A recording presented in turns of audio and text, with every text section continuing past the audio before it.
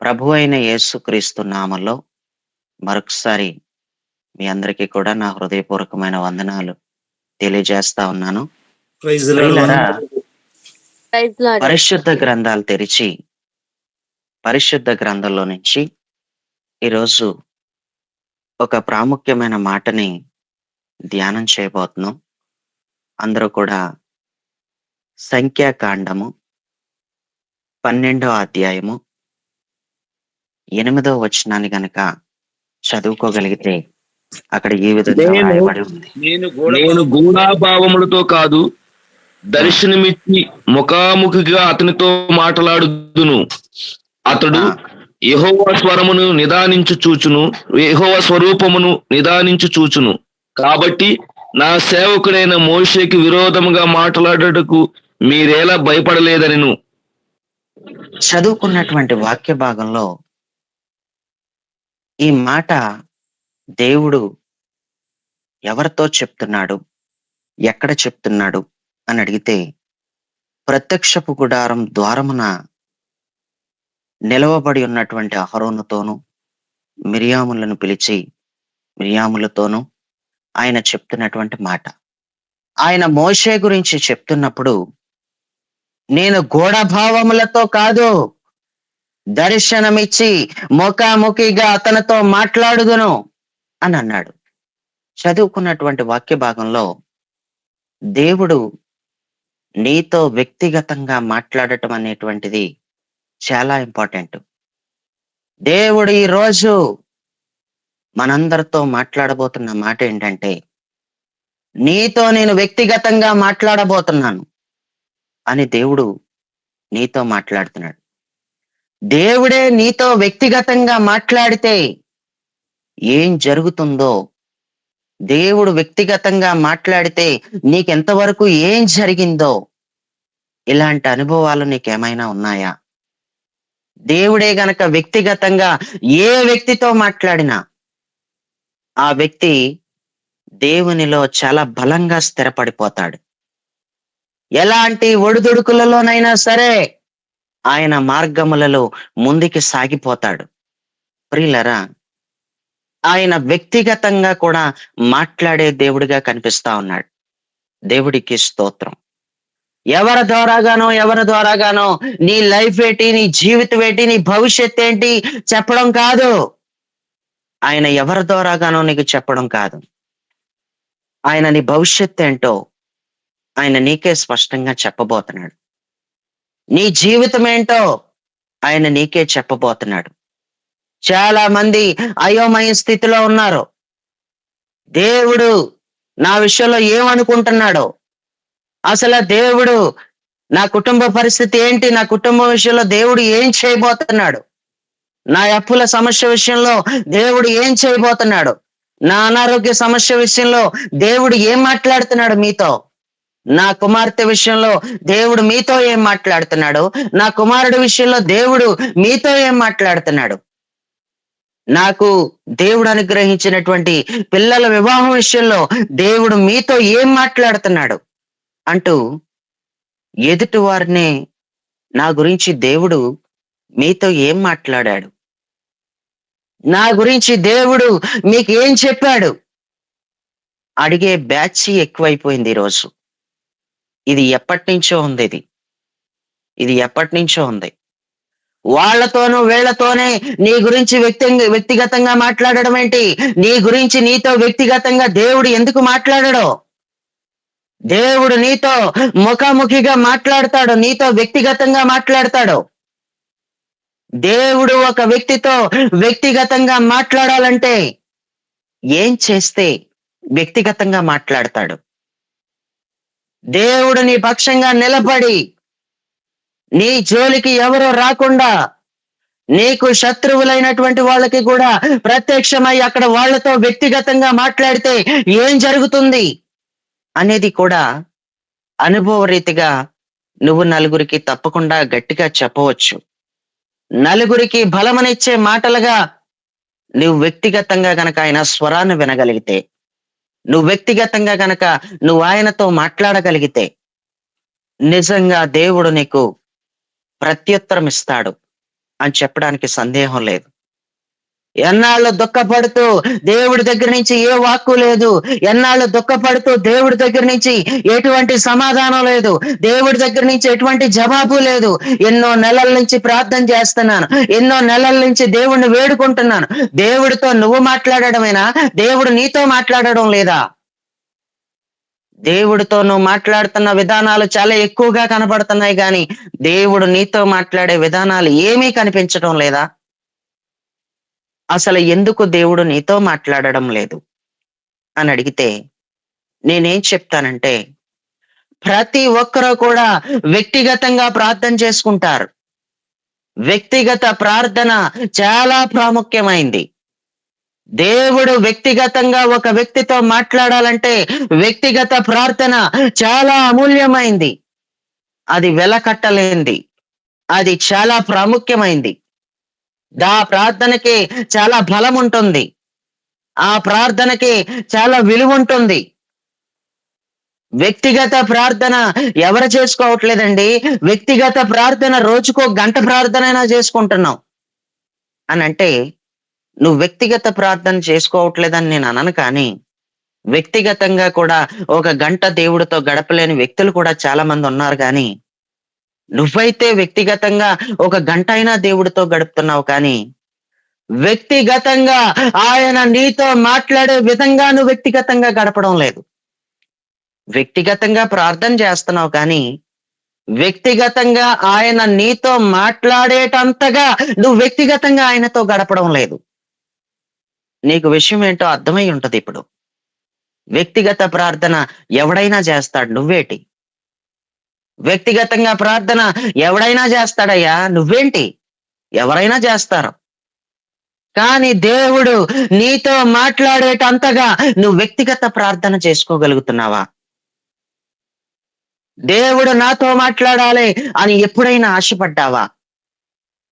ఎంతసేపు కూడా ఎదుటివారు నివాసం కట్టుకుంటే ఆ నివాసం మీద ఈ నివాసం మీద ఆధారపడటమే తప్ప నువ్వు మాత్రం నివాసం కట్టుకోనంటావు. ఆత్మ సంబంధంగా ప్రతి ఒక్కరికే కూడా నివాసం ఉండాలి.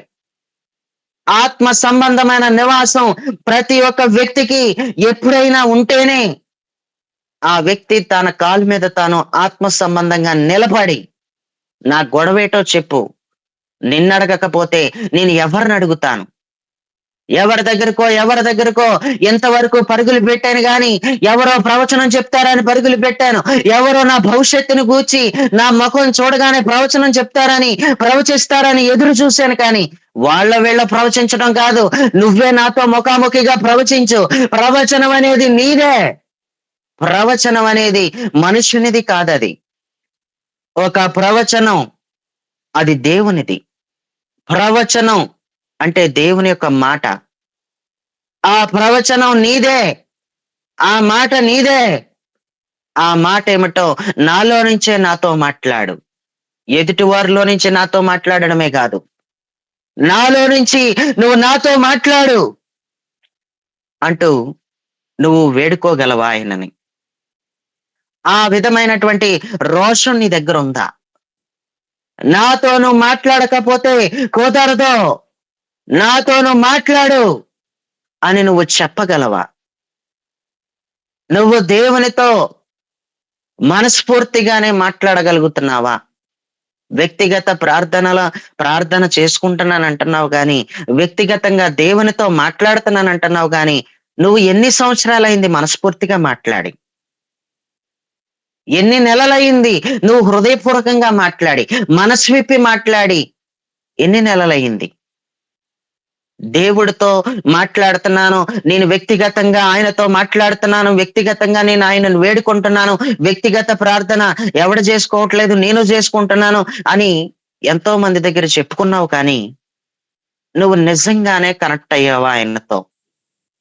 నిజంగానే నీ బంధం ఆయనతో బలంగానే ఉందా? నువ్వు మాట్లాడుతుంది నీ వ్యక్తిగత ప్రార్థన నిజమేనా? అసలు ఆయన నీతో మాట్లాడగలిగే లెవెల్కి ఎదగగలిగినంత భక్తి జీవితం నీ దగ్గర ఉందా? ఏ చిన్న సమస్య వచ్చినా దేవుడు నా గురించి ఏం చెప్పాడు, దేవుడు నా గురించి ఏం మాట్లాడుతున్నాడు? వాళ్ళతో వీళ్ళతో మాట్లాడడం ఏంటి? నీతో మాట్లాడనని చెప్పాడా? నీతో మాట్లాడనని చెప్పాడా?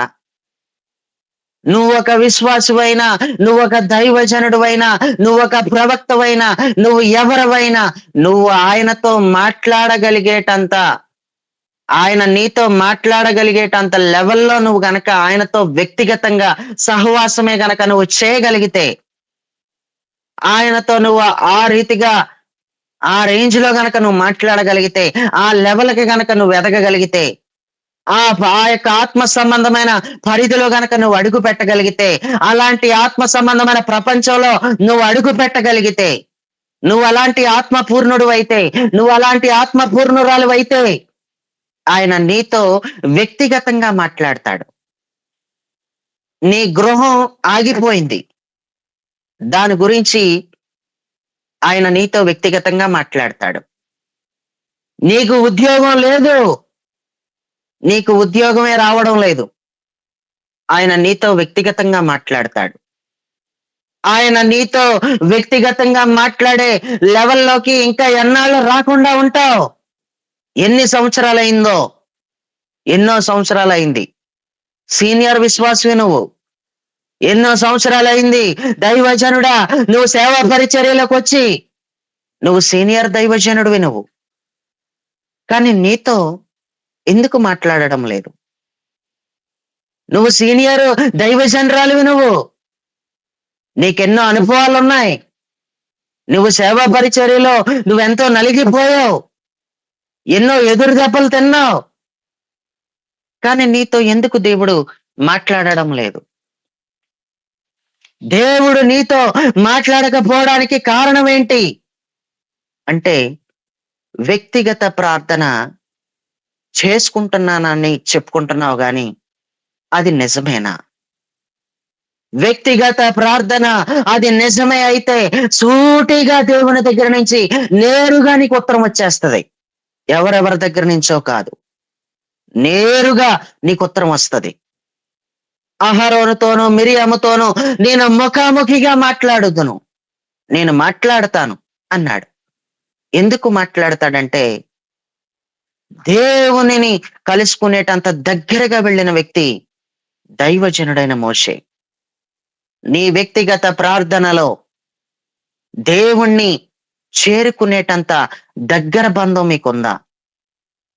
దేవునితో మీకుందా అటువంటి సంబంధం?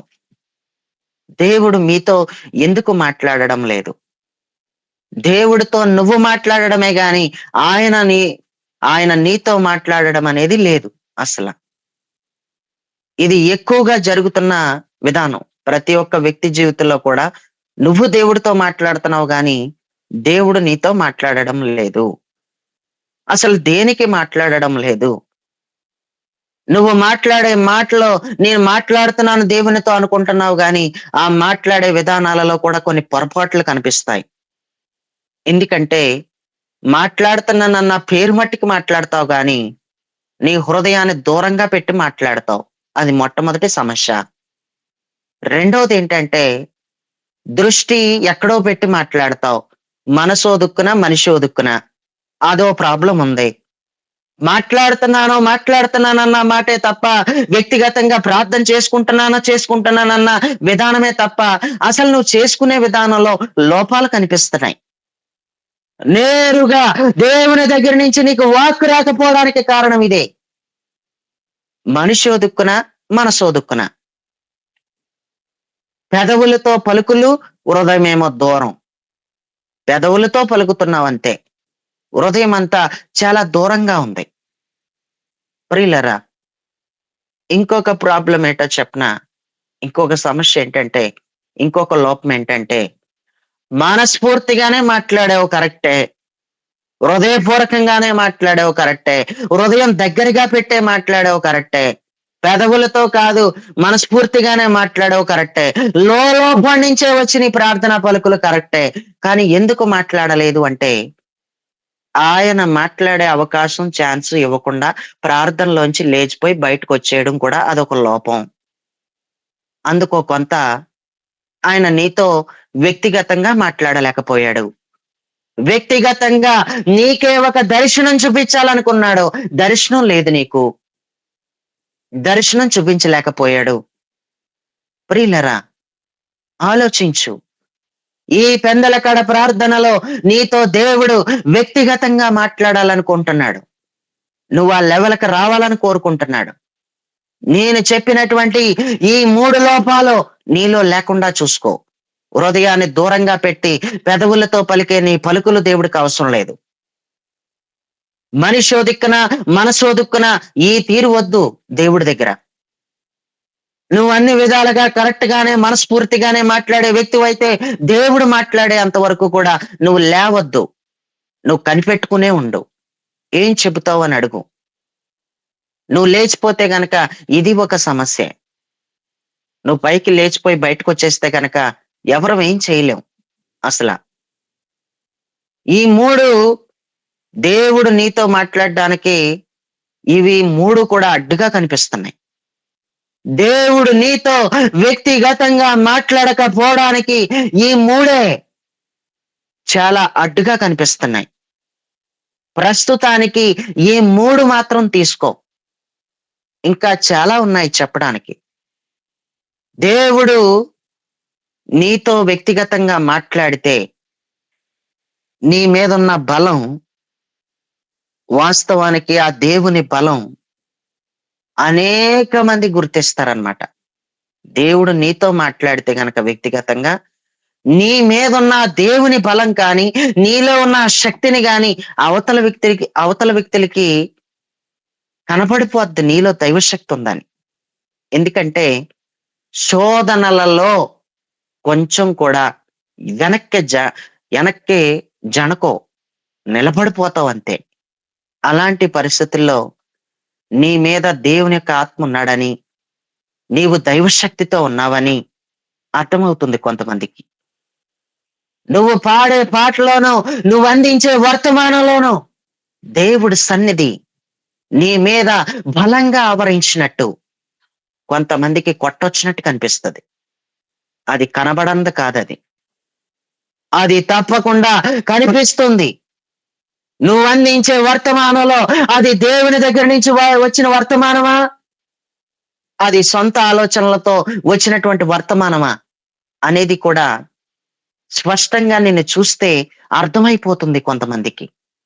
నువ్వు దేవునితో నువ్వు కనెక్ట్ అయిన ఆ విధానం కానీ, దేవునితో నీ జీవితమే మిళితమైపోతున్నటువంటి ఆ విధానాన్ని కానీ ఎవరైనా గమనించగలిగితే దేవుడు నీతో మాట్లాడతాడని కూడా వాళ్ళు బాగా గుర్తుపట్టగలుగుతారు నిన్ను. దేవుడికి స్తోత్రం. ఈ రోజు మనలో చాలా మందికి వ్యక్తిగతంగా దేవుడు స్వరాన్ని వినే లెవెల్లో చాలా మందిమి లేము అనడానికి ఇంకా సందేహం అయితే లేదు. ఇంకా నాతో వ్యక్తిగతంగా దేవుడు ప్రతిసారి మాట్లాడతాడు, వ్యక్తిగతంగా నాకు ఒక దర్శనం ఉంది అని చెప్పడానికి వ్యక్తిగతంగా నీకు దర్శనం లేదని కూడా నీకు తెలుసు. ఇంకా వాళ్ళ మీద వీళ్ళ మీద ఆధారపడే వ్యక్తివి. నా గురించి ఏం చెబుతున్నాడు, ఏం చూపిస్తున్నాడు, ఏం మాట్లాడుతున్నాడు, నా ఆరోగ్య విషయంలో ఏం మాట్లాడుతున్నాడు. ప్రియులరా, నేను కొంతమందికి ఏం చెబుతానంటే, ఎవరైనా నా గురించి మీకు ఏం చెప్పాడని ఎవరైనా పరిస్థితులు దారుణంగా చాలా భయంకరంగా ఉన్నటువంటి వ్యక్తుల యొక్క పరిస్థితిని చూసినప్పుడు వాళ్ళు నా ప్రార్థనా సహాయం కోరుకుని, మా గురించి మీకు దేవుడు ఏం చెప్పాడు కనిపెట్టి చెప్పండి. నేను కనిపెట్టడం ఏంటి, నువ్వు కనిపెట్టొచ్చు కదా. నేను కనిపెట్టడం ఏంటి? ఏమండి, నా తిండి కూడా మీరు తిని పెట్టండి అని మాత్రం అనరు. నా తిండి మీరు తిని పెట్టండి, మీరు తింటే చాలు నా కడుపు నిండిపోద్ది అని అంటారా ఎవరైనా? ఎవడ కడుపు నిండాలంటే వాడే భోజనం చెయ్యాలి.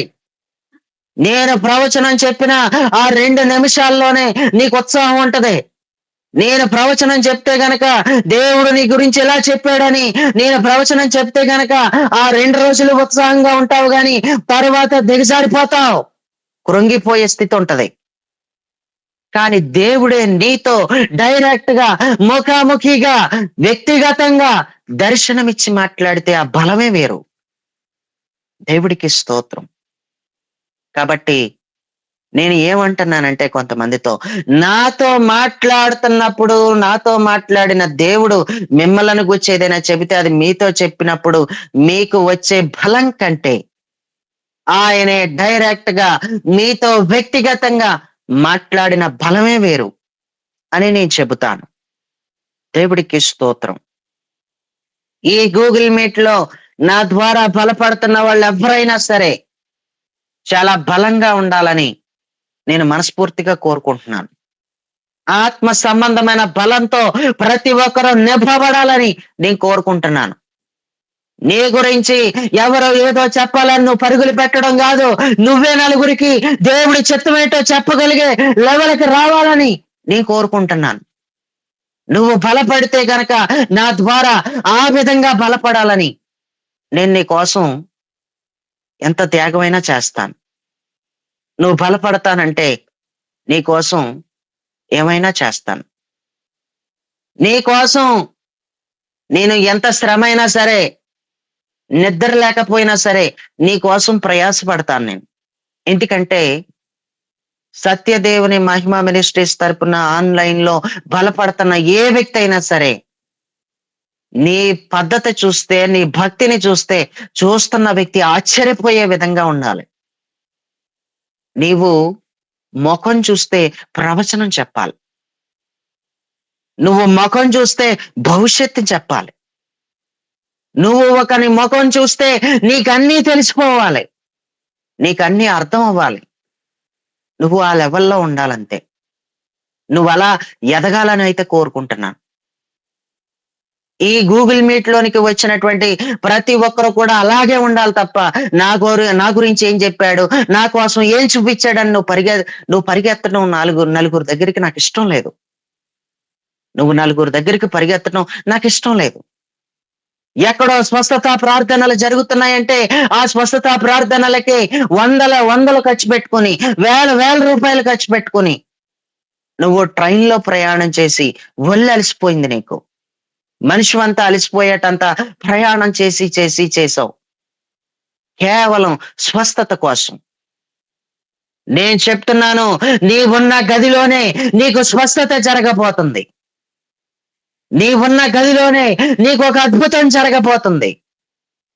దేవుడు నీకు అద్భుతం ఎప్పుడు చేస్తాడంటే, నీకు స్వస్థత ఎప్పుడు జరుగుతుందంటే, నీకు త్వరగా స్వస్థత, నీకు త్వరగా ఒక అద్భుతం జరిగేది ఎప్పుడంటే వ్యక్తిగతంగా నీతో దేవుడు ఎప్పుడైతే మాట్లాడతాడో అప్పుడే జరిగిపోయింది నీకు ఒక అద్భుతం, అప్పుడే వచ్చేసింది నీకు గొప్ప విడుదల. నీ ద్వారా చీకటి శక్తుల నుంచి విడుదల కలగాల కొంతమంది వ్యక్తులకి. దురాత్మల బారిన పడిపోయిన ప్రతి ఒక్కరికి కూడా నువ్వు మాట్లాడితే చాలు దురాత్మ శక్తుల నుంచి విడుదల కలగాలి, చేతపడి శక్తులు విడిపోవాలి. అలాంటి గొప్ప కార్యాలు దేవుడు నువ్వు మాట్లాడితే చాలు జరిగించేయాలన్నమాట. అంతగా దేవునితో మిళితమైపోవాలి. దేవుడు నీతో మాట్లాడితే గనక, వ్యక్తిగతంగా గనక నువ్వు దేవుని స్వరాన్ని వినగలిగితే గనక జరగబోయేది అదే, జరిగేది అదే. దేవుడికి స్తోత్రం. దేవుడు మోషేతో మాట్లాడుతున్న మాట మిరియాంతో కూడా చెప్తున్నాడు. దేవుడికి స్తోత్రం. ప్రియులరా, బైబిల్ గ్రంథంలో 2వ దినవృత్తాంతాల గ్రంథం 20వ అధ్యాయం 14వ వచనం మనం చదువుకుందాం. 2వ దినవృత్తాంతాల గ్రంథం 20వ అధ్యాయం 14వ వచనం. అప్పుడు మత్తన్యాకు పుట్టిన యెహీయేలు కుమారుడైన బెనయాకు జననమైన జకర్యా కుమారుడును ఆసాపు సంతతి వాడును లేవీయుడునగు యెహజీయేలు సమాజంలో ఉండెను. యెహోవా ఆత్మ అతని మీదకి రాగా అతడిలాగు ప్రకటించెను. యోధావారులారా, యెరూషలేము కాపురస్తులారా, యెహోషాపాతు రాజా, మీరందరూ ఆలకించుడి. యెహోవా సెలవిచ్చినదేమనగా, ఈ గొప్ప సైన్యమునకు మీరు భయపడకండి అన్నాడు. ఏ భయపడకండి అని ఎదుటివారి మీదకి యెహోవా ఆత్మ వచ్చి చెప్పడం ఏంటి? భయపడకండి ఏ అని యెహోవా ఆత్మ నీ మీదకే వచ్చి చెప్పొచ్చు కదా. మీరు భయపడకండి అని ఎదుటి వారి మీదకే యెహోవా ఆత్మ వచ్చి, పరిశుద్ధాత్ముడు వచ్చి నీకు చెప్పడం ఏంటి? ఎదుటి వారి మీదకి వచ్చి చెప్పడం ఏంటండి? ఎదుటి వారితో చెప్పించడం ఏంటి? డైరెక్ట్ గా వచ్చి ఆ వ్యక్తి వచ్చి అడగొచ్చు కదా నన్ను అంటాం కొన్ని విషయాలలో. నిన్ను పంపి అడిగించడం ఏంటి? ఏదైనా గొడవ ఉంటే ముఖాముఖిగా ఆమె వచ్చి అడగొచ్చు కదా. వరుసగా తమ్ముడే అవుతాడు, వరుసగా చెల్లె అవుతుంది, వరుసగా అక్కే అవుతుంది, ఒక తల్లి లాంటిదే. ఆవిడొచ్చి అడగొచ్చు కదా. వాళ్ళతో వీళ్ళతో అడిగించడం ఏంటి? వాళ్ళతో వీళ్ళతో చెప్పించడం ఏంటి అని అంటాం కొన్ని విషయాల్లో. వాళ్ళ ద్వారా వీళ్ళ ద్వారా దేవుడు నీతో మాట్లాడడం ఏంటి? వాళ్ళ ద్వారా వీళ్ళ ద్వారా దేవుడు నిన్ను బలపరచాలనుకోవడం ఏంటి? వ్యక్తిగతంగా నీ మీదకి ఎందుకు పరిశుద్ధాత్మ దిగిరాదు? యెహోవా ఆత్మ యెహజీయేలు మీదకి దిగి వచ్చింది. సమాజంలో ఉన్న ఒక వ్యక్తి మీదకి దిగి వచ్చింది. అతని పేరు బైబిల్లో వ్రాయబడి ఉంది, యెహజీయేలు. యెహజీయేలు మీదకి దేవుని యొక్క ఆత్మ ఎప్పుడైతే దిగొచ్చిందో, భయపడిపోతున్న యెహోషాపాతు రాజుకి ధైర్యం వచ్చింది. జడిసిపోతున్నటువంటి ప్రజలలో అందరిలో కూడా బలం వచ్చింది. ఒక వ్యక్తి మీదకి పరిశుద్ధాత్ముడు దిగొచ్చిన తర్వాత ధైర్యంగా ఉండండి, భయపడకండి అని మాట్లాడితేనే ఇంత బలం వచ్చేస్తే, నీతో వ్యక్తిగతంగా మాట్లాడితే గనక దేవుడు నేరుగా ఇంకెంత బలం వస్తది? వ్యక్తిగతంగా దేవుడే గనక నీకు నిశ్చయత కలిగితే గనక, నాతో దేవుడు మాట్లాడాడు అని ఖచ్చితమైన నిశ్చయత నీకే గనక కలిగితే నీకు ఇంకెంత బలం వస్తది? ప్రియులరా, వ్యక్తిగతంగా దేవుడు ఏ వ్యక్తితో అయితే మాట్లాడతాడో ఆ వ్యక్తి ఎప్పటికీ తొలగిపోవడం. దేవుడు నిన్ను తన సేవా పరిచర్యకి వాడుకుంటే గనక ఎవరి ద్వారానో ప్రవచనం రావడం ఏంటి? పరిశుద్ధాత్ముడే నీకు ప్రవచనం చెప్పాలి. నేను సేవా పరిచర్యకి వచ్చే ముందర నాకెవరో ప్రవచనం చెప్పలేదు. నాను ఫలానా వ్యక్తి ఫలానా స్టేజ్ మీద నిలబడుతుంటుండగా ఒక బహిరంగ సభలో నన్ను పేరు పెట్టి దేవుడు సేవకి వాడబడతావు, నువ్వు సేవలోకి రా అని నన్ను పేరు పెట్టి పిలిచాడు దేవుడు అని చెప్పే సాక్ష్యాలు కూడా మనం వింటాం. ఆ సాక్ష్యం కంటే ప్రియులరా, వ్యక్తిగతంగా నిన్ను దేవుడు సేవకి పిలిచిన ఆ మాట, ఆ సాక్ష్యం చాలా బలమైంది. దేవుడికి స్తోత్రం.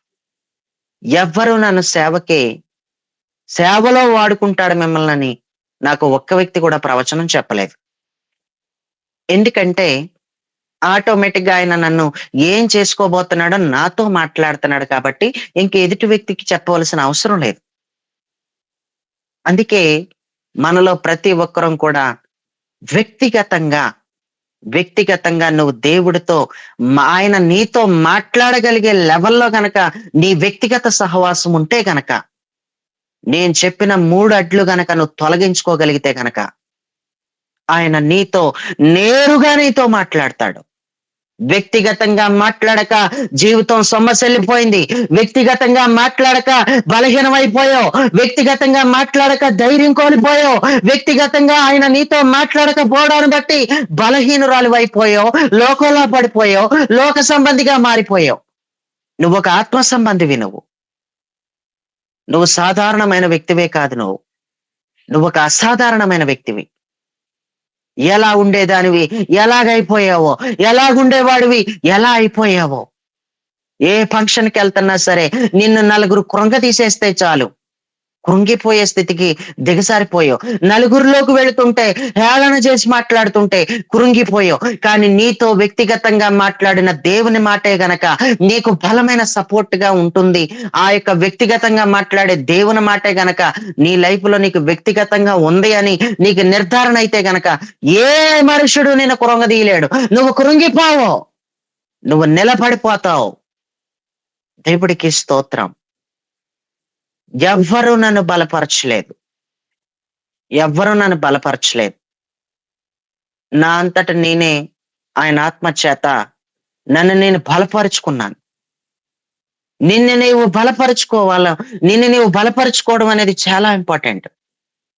ఎవరో వచ్చి బలపరిచే రోజులు పోనీ, ఇంకా ఎవరో నీకు బలాన్ని ఇచ్చే మాటలు మాట్లాడే రోజులు పోనీ, ఇంకా నీకు నీవే బలమనిచ్చుకునే మాటలు నీ ప్రాణంతో మాట్లాడుకో.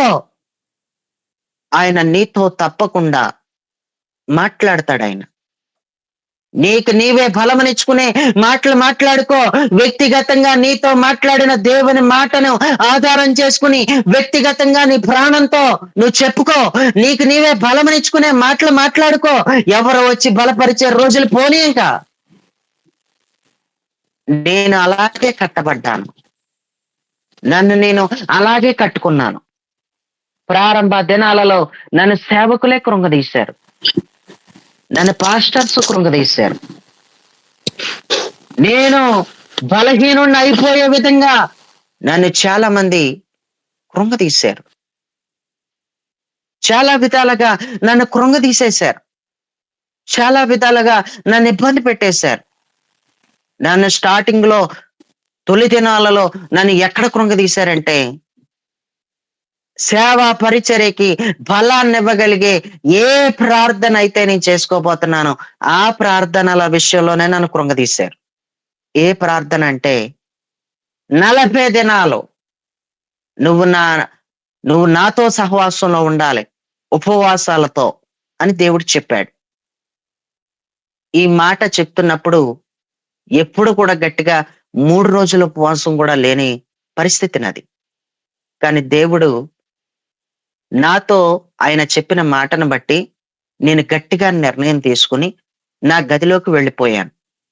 నా పరిస్థితి ఏ రోజు కష్టపడితే ఆ రోజే తినాలి, ఏ రోజు కష్టపడితే ఆ రోజే తినాలి. ఉన్న కుటుంబంలో నుంచి వచ్చిన ఏమీ కాదు నేను. ప్రియులరా, రెక్కాడితేనే గాని డొక్కాడని పరిస్థితి. నేను పని చేసుకుంటేనే గాని నా కుటుంబం గడవదు. అలాంటి పరిస్థితుల్లో నేను ఒక విశ్వాసిగా ఉండి ఆత్మీయంగా బలపరచబడుతూ, ఆత్మీయంగా ఎదగగలుగుతూ, ఆసక్తి కలిగిన వాడనై పాటలు పాడుతూ ఆయన్ని సేవిస్తూ ఉండేటువంటి స్థితిలో నేను ఒక విశ్వాసి యొక్క స్థితిని, స్థానాన్ని కలిగి ఉన్న స్థానం నాది. అప్పుడు దేవుడు వ్యక్తిగతంగా నాతో మాట్లాడాడు. ఆయన వ్యక్తిగతంగా మాట్లాడిన ఆ మాటకి ఎంత బలం వచ్చేసిందో ఇప్పుడు నేను చెప్పబోతున్నాను. 40 దినాలు నువ్వు నన్ను సేవించాలి, 40 దినాలు నువ్వు నాతోనే గడపాలి అని అన్నాడు. ఎందుకన్నాడో అర్థం కాలేదు. 3 రోజులు కూడా గట్టిగా ఉపవాసం లేని నేను 40 దినాల ఉపవాసం నేను ఎక్కడ ఉండగలను? కానీ దేవుడు మాట మేరకు నేను గదిలోకి వెళ్ళి డోర్ లాక్ చేసుకున్నాను. మా తల్లే నాకు పెద్ద శత్రువు అప్పుడు, నా తల్లే నాకు పెద్ద శత్రువు అప్పుడు. ఏంటి అంటే, ప్రియులరా, చాలా హేళన.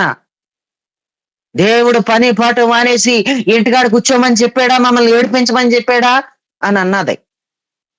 పోన్లే, వాళ్ళ బాధ వాళ్ళకుంటది. ఏ రోజు కష్టపడితే ఆ రోజు తినవలసిన పరిస్థితి మరి ఎవడాడతాడో? ఎవడైనా తీసుకొచ్చి పెడతాడా?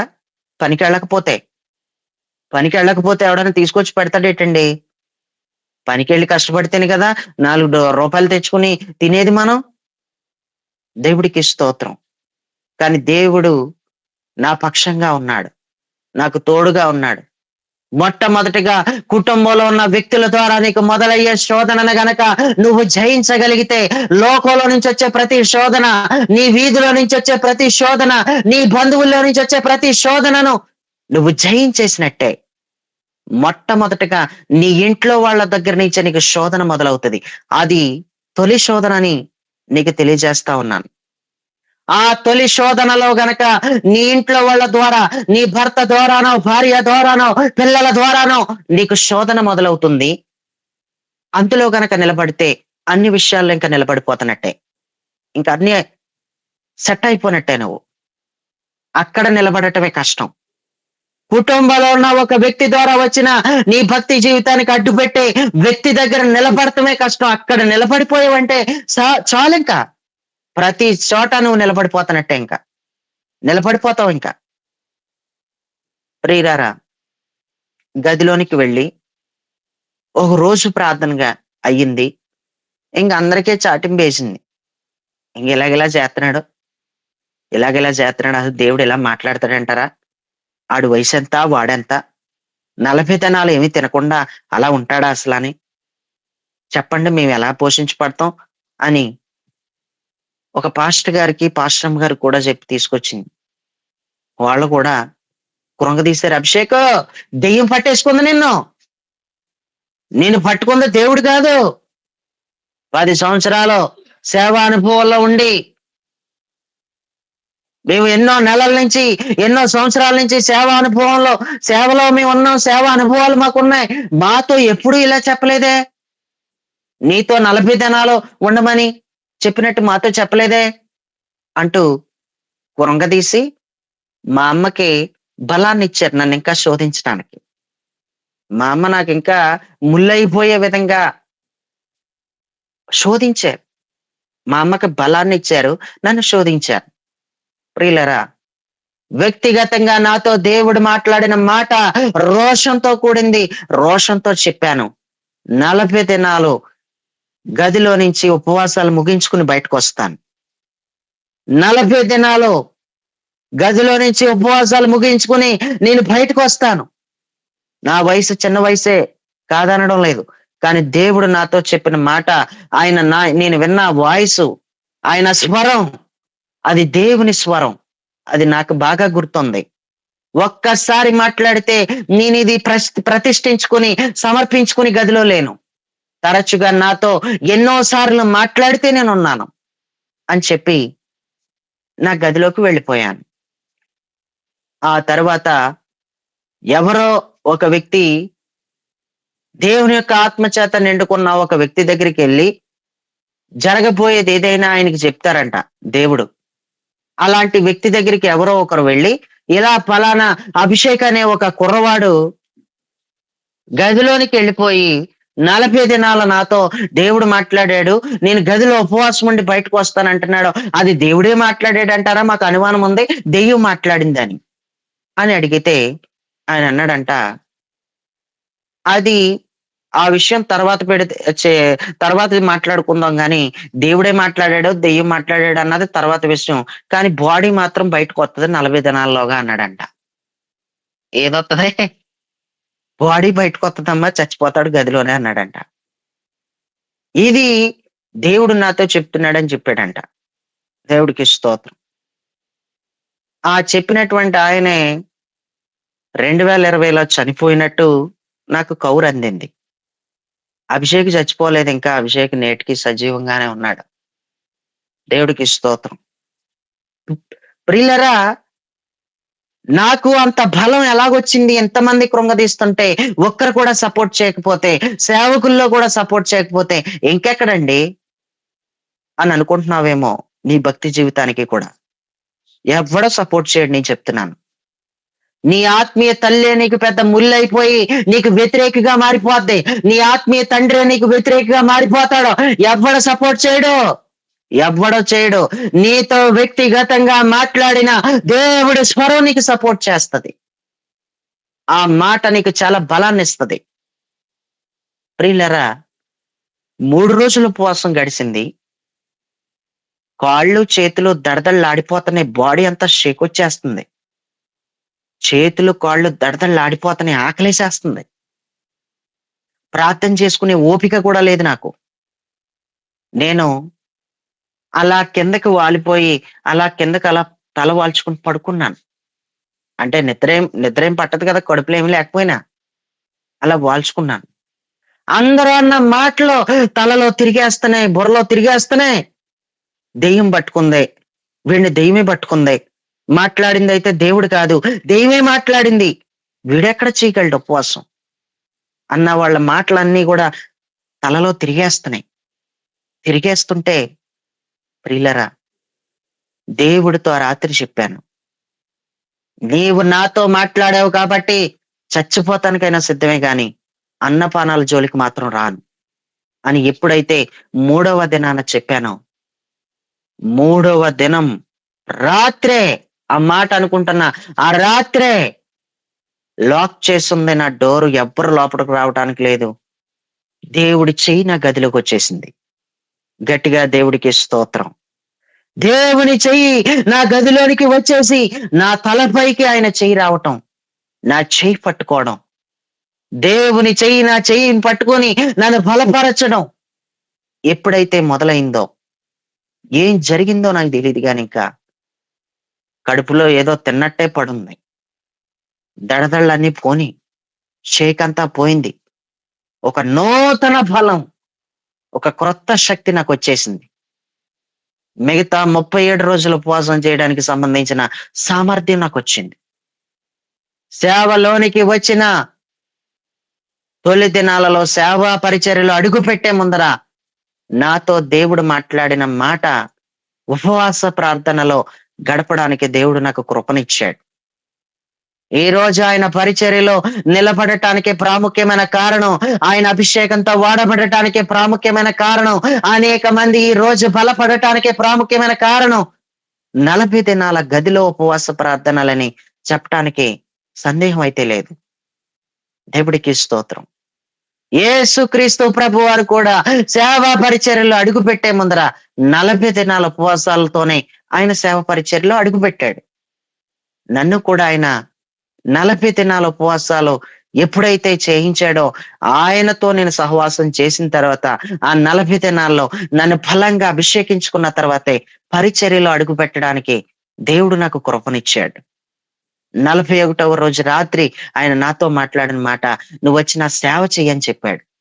ప్రతికూల పరిస్థితులన్నీ కూడా, వ్యతిరేకమైన పరిస్థితులన్నీ కూడా, 40 దినాల ఉపవాసం అయిపోతే ఏదో పనికి పోదాం అనుకున్నాను నేను అదే అనుకున్నాను. అనుకోని రీతిగా మరలా ఆ 41వ రాత్రి నాతో మాట్లాడి, నువ్వు వచ్చి నా సేవ చేయాలని.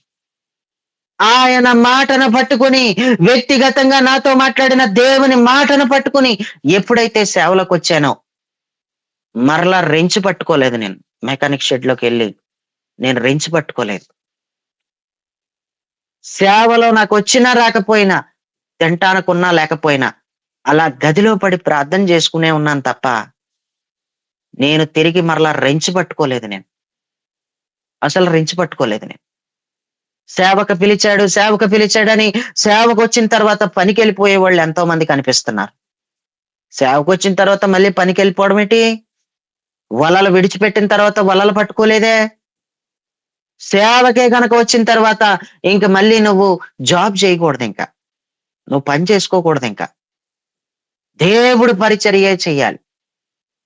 దేవుడి సేవ, ఫుల్ టైం సేవా పరిచర్యలో లేకుండా అప్పుడప్పుడు అక్కడక్కడ సువార్త చేస్తూ అక్కడక్కడ సేవ చేస్తా ఉన్నప్పుడు ఎవరైనా కానుకలు ఇస్తే కూడా ఆ కానుకలను వాడుకోవడానికి అర్హుడు కాదు. ఎందుకంటే నువ్వు పని చేసుకుంటున్నావు, నీకు జీతం వస్తుంది, నువ్వు ఉద్యోగం చేసుకుంటున్నావు, నీకు డబ్బులు వస్తున్నాయి, నువ్వు డబ్బులు సంపాదించుకుంటున్నావు, నువ్వెలా ఖర్చు పెట్టుకుంటావు? నువ్వు అవి వాడుకోవడానికి అర్హుడు కాదు. దేవుని సేవా పరిచర్యలో, ఫుల్ టైం సేవా పరిచర్యలో ఉన్న వ్యక్తి మాత్రమే వాటిని వాడుకోవడానికి అర్హుడు. ఎందుకంటే అతని జీవనోపాధి అంతా కూడా వెళ్ళాలంటే కూడా వాటి మీదే కొంచెం ఆధారపడి ఉంటది కాబట్టి ఆయన మాత్రమే వాటిని వాడుకుంటాడు. ఈ రోజు ఇటు పనికి వెళ్ళిపోయి డబ్బులు సంపాదించేసుకుంటున్నాడు, ఈ రోజు కూడా ఇలా వెళ్ళిపోయి వర్తమానం చెప్పేస్తుంటే ఎవరైనా ఏదైనా ఆఫరింగ్ ఇస్తుంటే తీసుకుని ఇంట్లో ఖర్చు పెట్టుకుంటున్నాడు. అది చాలా తప్పు. అది అలా ఖర్చు పెట్టుకోకూడదు, అది అలా వాడకూడదు. అది ఫుల్ టైం సేవ చేసే సేవకులకైనా ఇచ్చేయాలి. తీసుకున్న తర్వాత దాన్ని నువ్వు ఖర్చు పెట్టుకోకూడదు. నువ్వు ఎవరికైనా సువార్త చేస్తే, ఎవరైనా సరే నీ కానుకిస్తే, నీ పాస్టర్ గారిని కాదనుకో, తీసుకుని నువ్వు ఖర్చు పెట్టుకోకు. నిన్ను ఆత్మీయంగా బలపరిచే దైవజనానికి ఇచ్చేయి. తప్పే ఉంది? నువ్వేం ఖర్చు పెట్టుకోవట్లేదు కదమ్మా, నువ్వు ఉద్యోగం కాడ నువ్వు సువార్త చెప్పు, ఎందుకు వాళ్ళకి ఆటోమేటిక్ గా ఇదిగోండి కానుకగా ఇస్తున్నానని ఇస్తారా? వాళ్ళు ఆటోమేటిక్ గా ఇచ్చినప్పుడు నువ్వేం చేయాలి? నువ్వు ఖర్చు పెట్టుకోకలొద్దా? నువ్వు ఖర్చు పెట్టుకుంటా కాదు కదా. తీసుకో, వద్దని అనుకో, తీసుకో, తప్పకుండా తీసుకొని నువ్వు దేవుడు పరిచర్యకి ఇచ్చేయి. నేను ఖర్చు పెట్టుకోమని ఎవరన్నారు? బేదలకి ఖర్చు పెట్టొచ్చు, కొన్ని బేదలకి ఇచ్చేయి, బేదలకి ఖర్చు పెట్టు. దేవుడికి స్తోత్రం. ఈ మాటలు వింటున్న ప్రియులరా, వ్యక్తిగతంగా నాతో దేవుడు మాట్లాడితేనే సేవలో నిలబడ్డాను నేను ఈరోజు. ఎవరో నాకేం చెప్పలేదు. నాకు ఎవరో నేను నిలబడగలిగే బలాన్ని ఎవరో నాకు ఇవ్వలేదు. నీకు కూడా ఎవరో. బైబిల్ గ్రంథంలో కొంచెం త్వరగా కనుక మనం ముందుకు వెళ్తే గనక ప్రియులరా, అపోస్తల కార్యాలు 27-23 చదవాలి ఫాస్ట్ గా. అపోస్తల కార్యాలు 27-23 కొంచెం ఫాస్ట్ గా కొన్ని రెఫరెన్స్లు చూపిస్తాను. నేను ఎవని వాడను ఎవరిని సేవించుకున్నానో ఆ దేవుని దూత గడిచిన రాత్రి నా యొద్ద నిలిచి, సౌలా భయపడకుము, నీవు కైసరు ఎదుట నిలవలసి చాలు చాలు పౌలా, నువ్వు భయపడకు అని అన్నాడు. మ్యూట్ లో పెట్టుకోండి అమ్మా, మ్యూట్ లో లేరు ఎవరు. దేవుడికి స్తోత్రం. పౌలా, నువ్వు భయపడకో అని చెప్పాడు. గడిచిన రాత్రి ఆ దేవుని దూత నా యొద్దకొచ్చి, పౌలా నువ్వు భయపడకో అని చెప్పింది అన్నాడు. ఈ మాట ఓడలో ఉన్న వాళ్ళందరికీ చెప్తూ, మీరు భయపడకండి, ఓడకు గాని మీకు గాని ఏ హాని జరగదు. ఎందుకంటే గడిచిన రాత్రి దూత నా దగ్గరికి వచ్చి, పౌలా భయపడకని చెప్పింది అన్నాడు. వ్యక్తిగతంగా మాట్లాడిన దేవుని మాట ఎంత ధైర్యాన్ని ఇచ్చేసిందంటే పౌలుకి నలుగురికి చెప్తున్నాడు, ఓడలో ఉన్న నలుగురికి చెప్తున్నాడు. ఏమని చెప్తున్నాడంటే, భయపడకండి. ఓ నలుగురు ఆ పక్కకు పోతే, ఓ నలుగురు ఈ పక్కకు పోతే, ఆ పక్కన నుంచున్న నలుగురికి చెప్తున్నాడు, ఈ పక్కన నిలబడిన నలుగురికి చెప్తున్నారు, ఆ ఎదరు ఓడలో నుంచున్న నిలబడిన 10 మందికి చెప్తున్నాడు, ఓడలో ఉన్న వాళ్ళందరికీ చెప్తున్నాడు. గడిచిన రాత్రి దూత నాతో మాట్లాడి భయపడకని చెప్పింది. ఈ జనుల్ని కూడా నీకు అప్పగిస్తున్నానని చెప్పింది. దేవుడే నాతో వ్యక్తిగతంగా చెప్పాడు భయపడకని అన్నాడు. వ్యక్తిగతంగా ఎవరితో అయితే దేవుడు మాట్లాడతాడో వాళ్ళు భయపడరు. ఇది మొట్టమొదటి పాయింట్. వాళ్ళు ఎప్పుడు కూడా ధైర్యంగానే ఉంటారు. వ్యక్తిగతంగా దేవుడు ఎవరితో అయితే మాట్లాడతాడో వాళ్ళు స్థిరపడిపోతారు దేవుళ్ళు. అది రెండో పాయింట్. వ్యక్తిగతంగా దేవుడు ఎవరితో అయితే మాట్లాడతాడో వాళ్ళు నిలబడిపోతారు, ఆయన కొరకు సాగిపోతారు అని చెప్పడానికి సందేహం అయితే లేదు. ప్రియులరా, దేవుడు వ్యక్తిగతంగా ఎవరితో అయితే మాట్లాడతాడో వాళ్ళ నీకు భయపడతారు. ఆదికాండం 20వ అధ్యాయం 7వ వచనం. ఆదికాండం 20వ అధ్యాయం 7వ వచనం. కాబట్టి ఆ మనిషిని భార్యను తిరిగి అతనికి అప్పగింపుము, అతడు ప్రవక్త, అతడు నీ కొరకు ప్రార్థన చేయును, నీవు బ్రతుకుదువు. నీవు ఆమెను అతనికి అప్పగించిన ఎడల నీవును నీ వారందరూ నిశ్చయముగా చచ్చెదరని తెలుసుకొనుమని స్వప్నమందు అతనితో చెప్పెను. వ్యక్తిగతంగా దేవుడు అబీమెలెకుతో మాట్లాడి వార్నింగ్ ఇస్తే అబ్రహాముకి భయపడుతున్నాడు. అబ్రహాము భార్యని ముట్టుకోవడానికి భయపడ్డాడు. ప్రియులరా, నీ శత్రువులు ఎందరో నీకు ఉండొచ్చు, నిన్ను బెదిరించేస్తున్నారేమో, నిన్ను భయపెడుతున్నారేమో. వ్యక్తిగతంగా దేవుడు వాళ్ళతో కూడా మాట్లాడితే తిరిగి వాళ్ళు నీకు భయపడతారు, నీతో మాట్లాడటానికి భయపడతారు. వ్యక్తిగతంగా అక్కడ మాట్లాడితే ఏం జరిగిందో ఇక్కడ నువ్వు చదువుకుంటున్నావు మనం స్పష్టంగా. ఆయన అబీమెలెకుకి వార్నింగ్ ఇచ్చాడు, చాలా గట్టిగానే ఇచ్చాడు. అబీమెలెకు భయపడటానికి కారణం వ్యక్తిగతంగా దేవుడు మాట్లాడి వార్నింగ్ ఇచ్చాడు. వ్యక్తిగతంగా మాట్లాడితే నీకు ధైర్యం పుట్టించడమే కాదు, వ్యక్తిగతంగా దేవుడు నీ శత్రువుతో మాట్లాడి భయాన్ని పుట్టిస్తాడు. ఆమేన్. వ్యక్తిగతంగా నీతో మాట్లాడి ధైర్యాన్ని పుట్టిస్తాడు నీకు. నీ శత్రువుతో వ్యక్తిగతంగా మాట్లాడి భయాన్ని పుట్టిస్తాడు. వ్యక్తిగతంగా మాట్లాడటం అనేది చాలా ఇంపార్టెంట్. వ్యక్తిగతంగా మనలో ప్రతి ఒక్కరితో మాట్లాడాలి. ఆదికాండం 21:14 చదవండి. ఆదికాండం 21:14. కాబట్టి తెల్లవారినప్పుడు అబ్రహాము ఆ. లేచి ఆహారమును ఆ. నీళ్లు తిత్తిని తీసుకొని ఆ పిల్లవానితో కూడా ఆగరణకు అప్పగించి ఆమె భుజం మీద వాటిని పెట్టి ఆమెను పంపివేసెను. ఆమె వెళ్లి ఆమెను ఎక్కడ పంపుతాడు? చాలు. ఆమెను ఎక్కడ పంపుతాడండి ఈయన? అబ్రాహం గారు ఎక్కడ పంపుతాడు ఆవిడ్ని? ఆగర్ని ఎక్కడ పంపుతాడు? పంపలేడు. పంపడానికి అసలు ఇష్టం లేదు ఈయనకి. కానీ ఆమె కొడుకుని కూడా బయటికి పంపించేస్తున్నాడు. ఎందుకు పంపిస్తున్నాడంటే 12వ వచనం చదువు, పై వచనం చదువు, 12వ వచనం. అయితే దేవుడు ఈ చిన్నవాని బట్టియు నీ దాసిని బట్టియు నీవు దుఃఖపడవద్దు. సారా ఆ. నీతో చెప్పు ప్రతి విషయములో ఆమె మాట వినుము. ఇస్సాకు వలన అయినదే నీ సంతానం అనబడెను. అది. చాలు. అయితే దేవుడు అంటూ దేవుడు అన్న పదం వచ్చింది. దేవుడు అబ్రహాంతో మాట్లాడుతున్నాడు. ఏమనంటే, ఈ చిన్నవాని బట్టి నీ దాసిని బట్టి నువ్వు దుఃఖపడకు. నీకు పంపించడానికి ఇష్టమే లేదు ఆవిడ్ని. ఆమెను ఇంట్లో నుంచి తోలేయడానికి నీకు ఇష్టం లేదు. నువ్వు దుఃఖపడకో. నువ్వెందుకు దుఃఖపడుతున్నావు? నీ భార్య ఏదో చెప్పిందని కాదు, నీతోనే డైరెక్ట్ చెప్తున్నాను నేను. వ్యక్తిగతంగా నేను నీతో మాట్లాడుతున్నాను. ఏంటంటే, శారా నీతో చెప్పు ప్రతి విషయంలో ఆమె మాట విను. దయచేసి ఆమె మాట వినమని నేనే చెబుతున్నాను. నీతో డైరెక్ట్ గా చెప్తున్నాను, వ్యక్తిగతంగా చెప్తున్నాను. పంపించేసేయ్ అన్నాడు. ఆ పిల్లవానిని, నీళ్ల తిత్తిని, ఆ పిల్లవానితో కూడా ఆగర్ని, ప్రియులరా, ఆ పిల్లవానితో కూడా ఆగరణకు అప్పగించి ఆమె భుజం మీద వాటిని పెట్టి ఆమెను పంపేశాడు. ఎవడు పంపేస్తాడండి? ఎవరు పంపేస్తారో?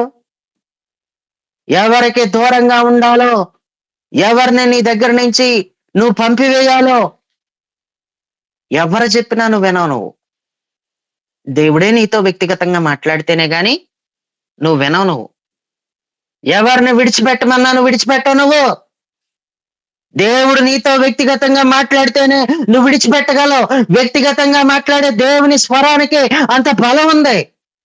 నీతో వ్యక్తిగతంగా మాట్లాడే దేవుని మాటకి అంత బలం ఉంది. దేవుడికి స్తోత్రం. అపోస్తుల కార్యాలు 10:19. అపోస్తుల కార్యాలు 10:19. ఫాస్ట్ గా చదవాలి. ఆ దర్శనమును గూర్చి యోచించుచుండగా ఆత్మ, ఇదిగో 3 మనుషులు నిన్ను వెతుకుచున్నారు. నీవు లేచి క్రిందికి దిగి సందేహింపక వారితో కూడా వెళ్ళుము. నేను వారిని పంపిస్తున్నానని అతనితో చెప్పెను. చదువుకున్నటువంటి వాక్య భాగంలో పేతురు ఆ దర్శనమును గూర్చి యోచించుచుండగా ఆత్మ, ఇదిగో 3 మనుషులు నేను వెతుకుతున్నారు, నువ్వు కిందకి దిగి వెళ్ళు అని అన్నాడు. నేనెళ్ళి చెప్తే వెండో. పేతురు గారి దగ్గర నేనే కనుకుంటే కిందకి దిగి వెళ్ళు పేతురు అన్నాను అనుకో, వెండో. మీలో ఎవరైనా కిందకి దిగి వెళ్ళొచ్చు కదా, కిందకి దిగి వెళ్ళు అంటే అస్సలు మాట అనడు పేతురు గారు. పేతురు గారు మాట అనడు అసలు. నువ్వు చెప్తే నేనంటవేంటి? నేను వెళ్ళాలనుకున్నప్పుడు దిగి కిందకి వెళ్తాను. నువ్వు నన్ను వెళ్ళమంటవేటి? నువ్వు వెళ్ళమంటే నేను వెళ్ళలేను అని ప్రియులరా అంటాడు. దేవుడికి స్తోత్రం. కానీ వ్యక్తిగతంగా పేతురు గారితో దేవుడే మాట్లాడుతున్నాడు. పరిశుద్ధాత్ముడే మాట్లాడి 3 మనుషుల్ని నన్ను వెతుకుతున్నారు, కిందకి దిగి వెళ్ళు, కిందకి దిగు, వారితో కూడా వెళ్ళు. నువ్వు వాళ్ళతో ఎక్కడ వెళ్తాడో? కిందకి దిగంటే దిగుతాడు గాని వాళ్ళతో కూడా వెళ్ళు అంటున్నాడు. వాళ్ళతో ఎక్కడ వెళ్తాడో? వాళ్ళతో కూడా వెళ్ళడం. కానీ దేవుడు వెళ్ళు అని చెప్పాడు కాబట్టి వెళ్ళగలిగాడు. అన్య జనుల యొద్దకు యూదులు వెళ్ళరు, అన్య జనులతో సహవాసం చేయరు ప్రియులరా. కానీ పేతురు గారు అన్యుడైన కొర్నేలి ఇంటికి వెళ్ళాడు. కారణం వ్యక్తిగత దర్శనం, వ్యక్తిగత దేవుడి స్వరం. వ్యక్తిగత ప్రార్థనలో ఎప్పుడైతే ఉన్నాడో వ్యక్తిగత స్వరం, వ్యక్తిగత దర్శనం అతను చూశాడు. వ్యక్తిగతంగా దర్శనం ఉండాలి, వ్యక్తిగతంగా ఆయన స్వరం ఉండాలి. ఆయన దర్శనము ఉండాలి, ఆయన స్వరం కూడా ఉండాలి. ఆయన వాయిస్ వినాలి, ఆయన చూపించేది నీకు కనపడాలి. ప్రియులరా, బైబిల్లో మనం కొన్ని చోట్ల చూసినప్పుడు కనబడడం, వినబడడం, కనబడడం, వినబడడం, ఈ రెండు ఒకేసారి జరగాలి. కనబడడం, వినబడడం అనేటువంటి స్థాయిలో గనక నువ్వు ఎదగగలిగితే నీ ఆత్మీయ స్థాయి చాలా ఉన్నతమైంది. మోషేకి కనబడుతుంది, వినబడుతుంది. పొదలో అగ్ని కనపడుతుంది కానీ పొద కాలిపోవట్లేదు. మోషే మోషే అనే స్వరం వినబడుతుంది. దర్శనం అక్కడ మనం రియల్ గా చూస్తుంటే అగ్ని కనబడుతుంది, స్వరం వినబడుతుంది. కనబడుతుంది, వినబడుతుంది. పేతురు గారి దగ్గర మనం చూస్తే 4 చెంగులతో పట్టుబడినటువంటి దుప్పటి వంటి పాత్ర ఆకాశం నుండి కిందకి రావటం కనబడుతుంది. చంపుకు తిను, చంపుకు తిను అన్న మాట వినబడుతుంది. కనబడుతుంది, వినబడుతుంది, కనబడుతుంది, వినబడుతుంది. కనబడడం, వినబడడం ఒకేసారి జరుగుతున్నాయి. నీకు నాకు కనబడితే వినబడదు, వినబడితే కనబడదు. నాకు ఇలా దర్శనం వచ్చిందండి అంటారు. దర్శనమే వచ్చింది నీకు అంటే నీకు కనపడింది కానీ నీకు వినపడలేదు. నాకు ఇలాగా వాయిస్ వినపడిందండి అంటారు కొంతమంది. వినపడిందే తప్ప కనబడలేదు నీకు. కనబడడం, వినపడడం అనేటువంటి ఆత్మీయ స్థాయిలో ఉన్న లెవెల్ చాలా ఉన్నతమైంది. అది ఒకేసారి కనపడాలి, వినపడాలి. కొర్నేలికి కనపడుతుంది, వినపడుతుంది. దూత కనపడుతుంది, వాయిస్ వినపడుతుంది. మరియ దగ్గర వినబడుతుంది, కనపడుతుంది. దూత కనపడుతుంది, దూత మాట్లాడే వాయిస్ వినబడుతుంది. కనబడాలి, వినబడాలి. ప్రియులరా, వాళ్లతో కలిసి నువ్వు వెళ్ళు అన్నాడు. అతనికి దర్శనం కనపడింది, స్వరం వినబడింది. వ్యక్తిగతంగా మాట్లాడితే, వ్యక్తిగతంగా దేవుడు మాట్లాడే మాటకున్న బలం చాలా ఉన్నతమైంది. వ్యక్తిగత దర్శనం నీకు ఉండాలి. వ్యక్తిగతంగా దేవుడు నీతో మాట్లాడితే అది నీకెంతో ఆశీర్వాదం. నువ్వు ఎప్పటికీ నిలబడిపోతావు, నువ్వు స్థిరపడిపోతావు. అపోస్తుల కార్యాల గ్రంథం 10వ అధ్యాయం 3వ వచనం. అపోస్తుల కార్యాలు. పగలు ఇంచుమించు 3 గంటల వేళ దేవుని దూత అతని యొద్దకు వచ్చి కొర్నేలు అని పిలుచుట దర్శనమందు తేటగా అతనికి కనబడెను. కొర్నేలే, కొర్నేలే అని దూత పిలిచింది. ఏంటి? ఎప్పుడు చూడని ఒక వ్యక్తిని చూసినప్పుడు సడన్ గా కంగారు పడితే కంగారు పడకు, భయపడకు అంతే. అయితే ఏంటి విషయం అంటే, నువ్వు దైవజనుణ్ణి రప్పించుకోవాలి నీ ఇంటికి.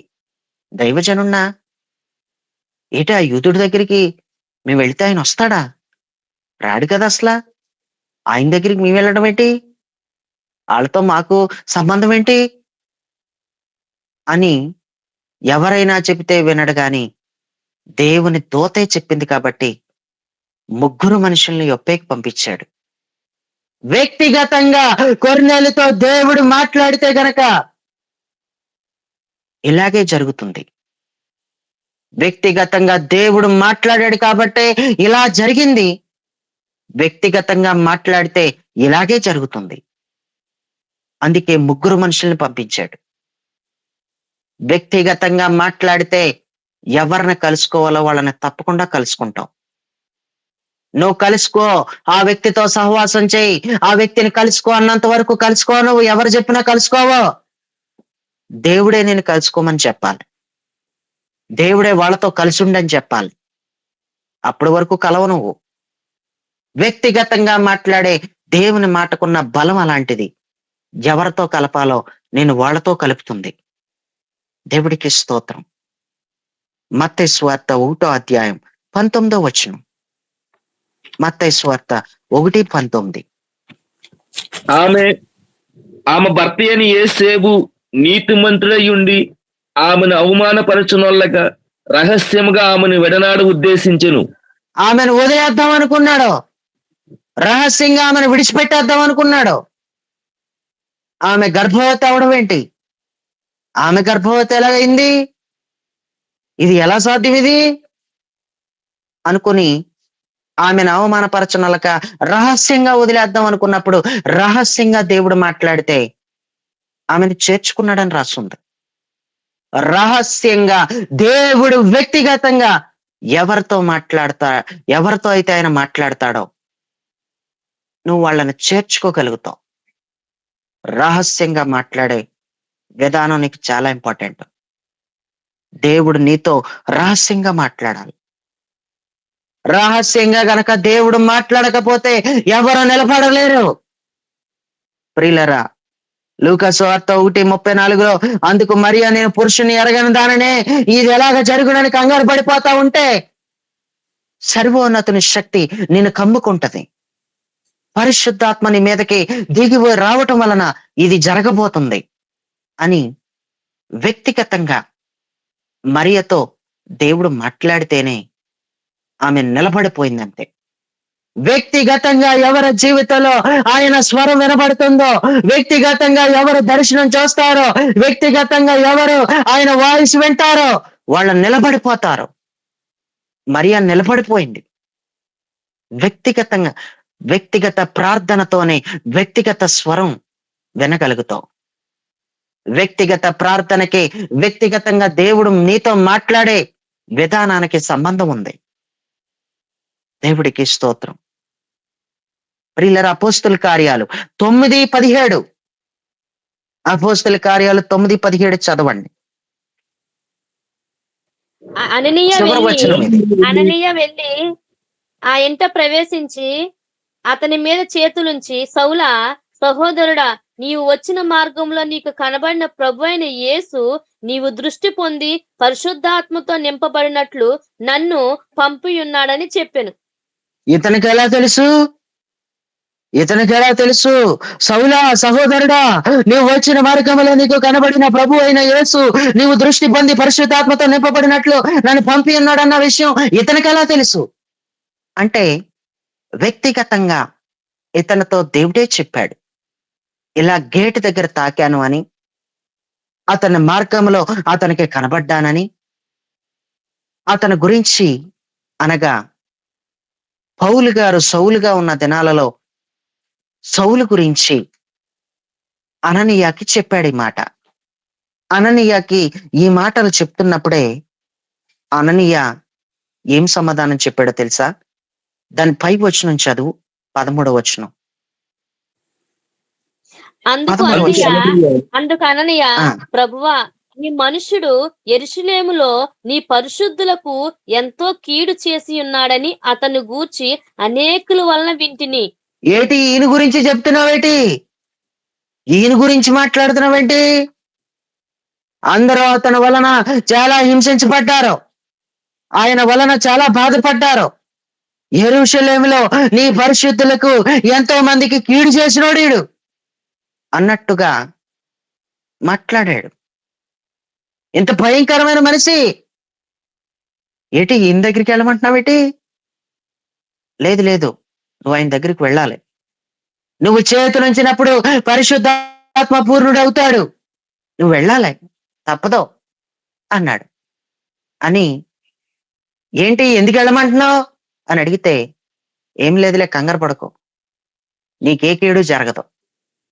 అతనికి చాలా మంది భయపడిపోయేవారు సౌలుకి ఆ దినాలలో. కానీ ప్రియులరా, భయపడకు, నువ్వు వెళ్ళి చేతులుంచు అని వ్యక్తిగతంగా అననీయతో మాట్లాడితేనే కదిలిళ్ళాడు.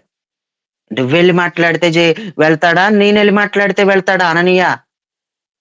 ఎవరు వెళ్ళినా వెళ్ళడో, నువ్వు వెళ్ళి మాట్లాడినా వినడో, నేను వెళ్ళి మాట్లాడినా వినడో. ఎవరు వెళ్ళి మాట్లాడితే వెళ్తాడో? దేవుడు మాట్లాడితే వెళ్తాడు. అందుకే ఎన్నో కారణాలు చెప్తుంటే అందుకు 15వ వచనంలో అన్నాడు, అందుకు ప్రభువు నువ్వు వెళ్ళంటే వెళ్ళమని నేను నీతో చెప్తున్నాను. అన్య జనుల ఎదుటను, రాజుల ఎదుటను, ఇజ్రాయేలీల ఎదుటను నా నామమును భరించుటకు ఇతడు నేను ఏర్పరచుకొనిన సాధనమై ఉన్నాడు.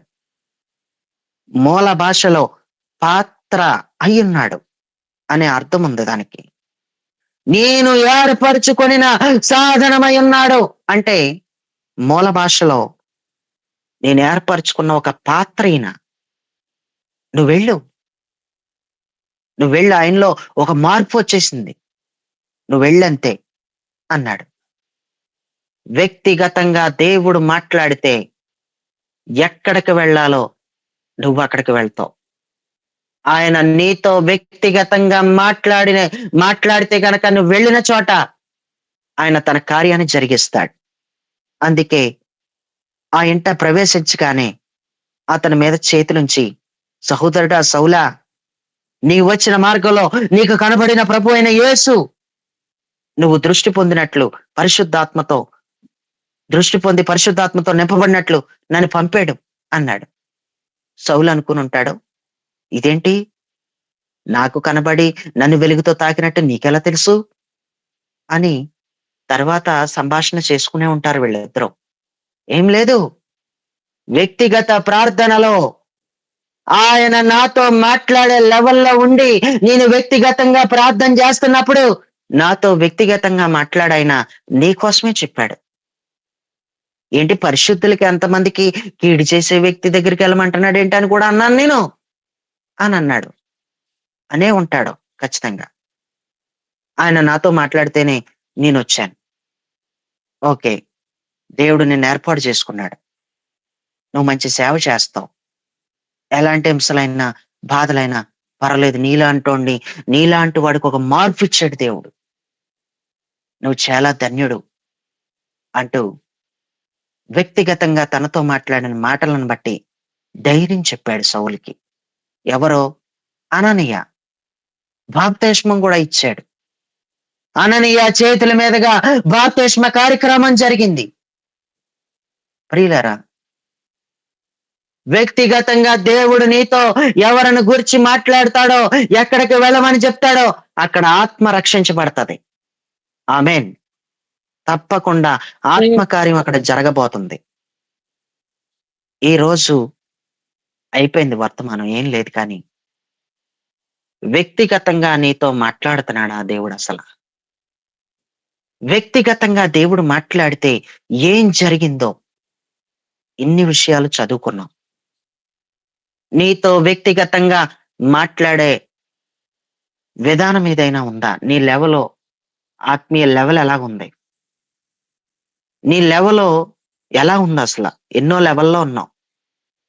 నువ్వు ఆయనతో మాట్లాడితే ఆయన ఏదైనా వినటం మట్టుకే వినాలి ఇంకా అన్న లెవెల్లోనే ఉన్నావా? ఆయన నీ మాటను విన్న తర్వాత నీతో ఏమైనా ఆయన మాట్లాడుతున్నప్పుడు నువ్వు వినగలిగే లెవెల్కి వచ్చావా? ఏదైనా చూపిస్తున్నాడా నీకు దర్శనం ఏదైనా చూపించాడా? నీకేమైనా స్పష్టంగా ఏదైనా కనబడిందా? స్పష్టంగా ఆయన నీతో ఎప్పుడైనా ఏదైనా చెప్పాడా? వ్యక్తిగత ప్రార్థనలో లోపాలు 3 కనపడుతున్నాయి. మనసు ఒదుక్కుని ఉంటుంది, మనిషి ఒదుక్కుని ఉంటున్నావు. మాట్లాడుతున్నావే గాని వ్యక్తిగత ప్రార్థనలో పెదవులే అల్లాడిస్తున్నావు, పెదవులతోనే మాట్లాడుతున్నావు, పెదవుల పైనుంచే వస్తుంది నీ ప్రార్థన.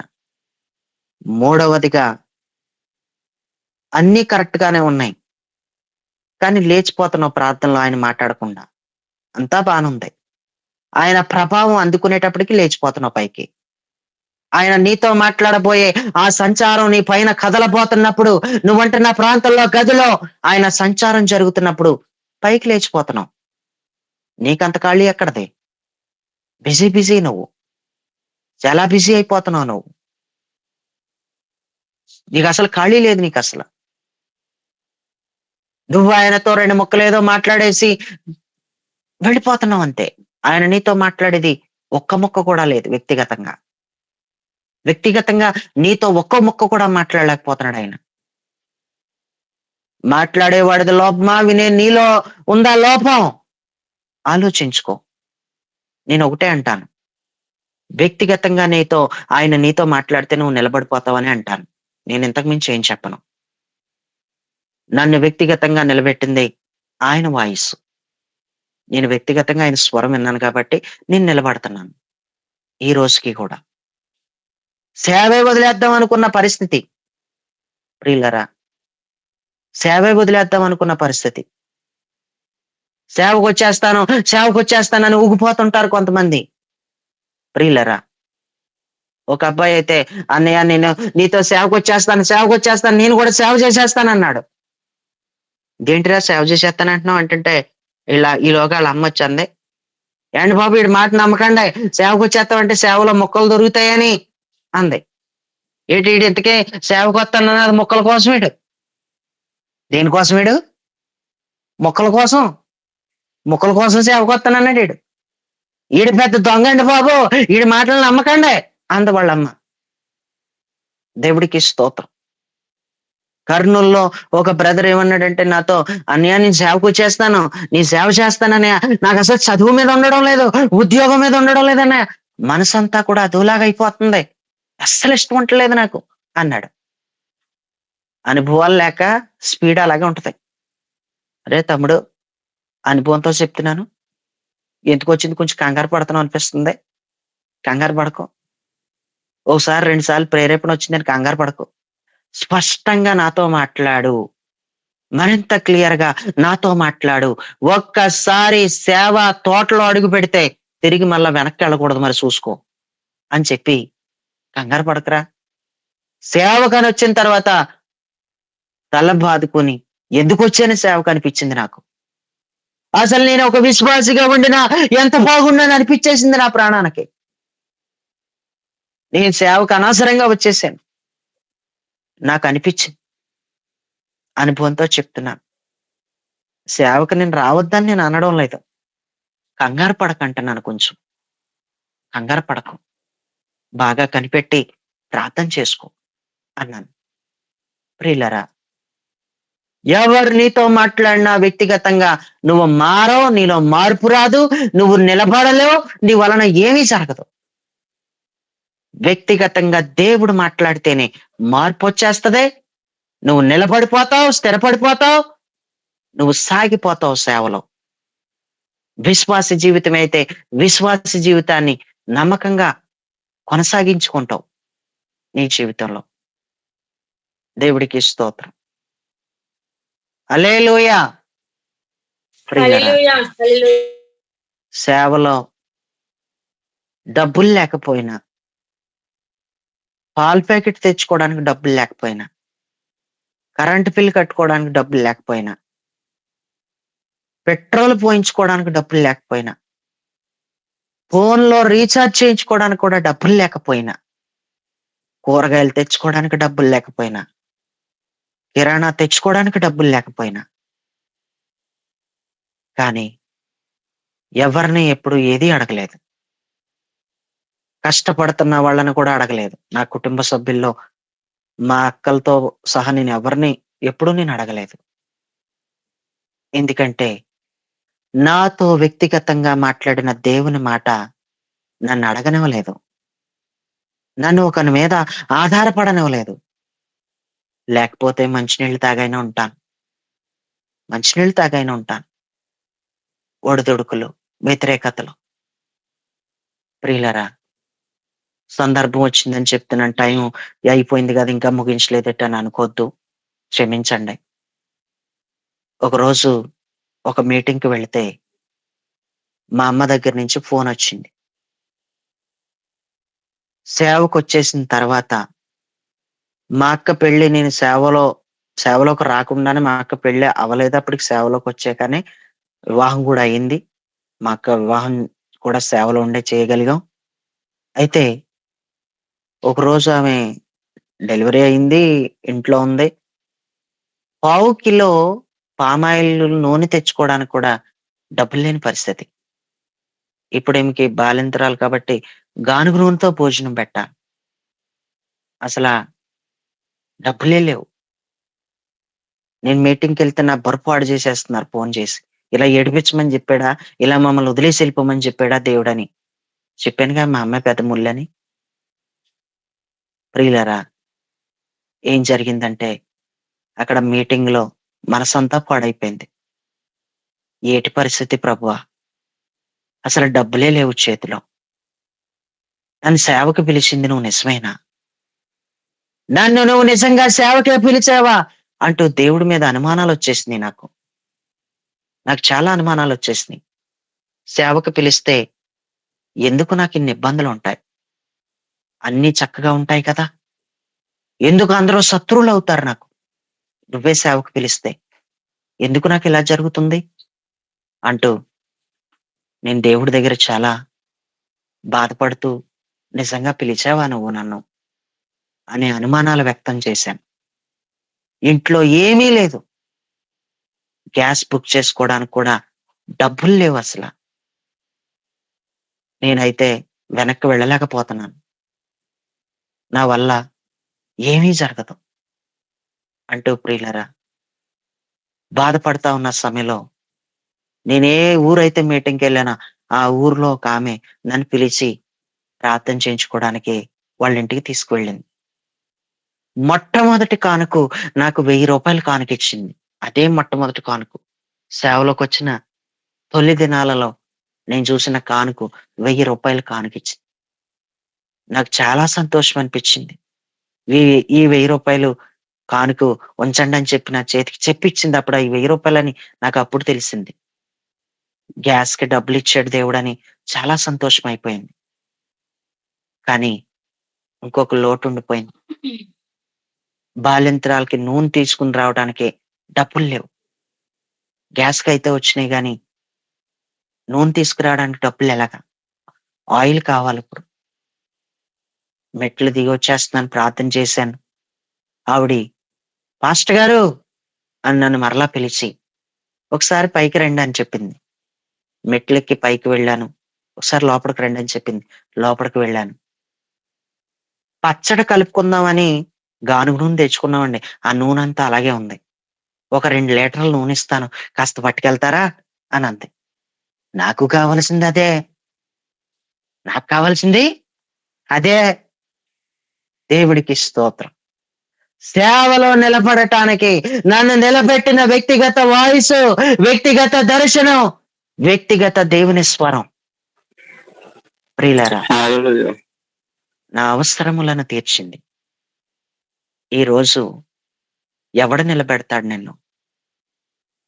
నిజంగా నేను చెప్తున్నాను. నిన్ను నాకు దేవుడు నిన్ను నాకు అప్పగించాడు. నన్ను నీకు దేవుడిచ్చాడు. నేను చచ్చిపోయేలోగా చాలా కుటుంబాలను కట్టేసే చచ్చిపోతాను. ఆమేన్. నేను చచ్చిపోయేలాగా ఆమేన్. అనేకులను స్థిరపరిచే చచ్చిపోవాలి నేను చచ్చిపోతే. అనేకులను చాలా బలంగా నేను తయారు చేసే చచ్చిపోవాలి. అదే నేను గురిగా పెట్టుకున్నాను. ఈ రోజు నన్ను నిలబెట్టిన దేవుడి స్వరం నిన్నెందుకు నిలబెట్టదు? నిలబడింకా. నిలబడు, మాట్లాడు, నాతో మాట్లాడని చెప్పు. ఆయన నీతో తప్పకుండా మాట్లాడతాడు. తొట్టిల్లిపోటు వద్దు, అది లేదు ఇది లేదని గలిబిలి చెందకో.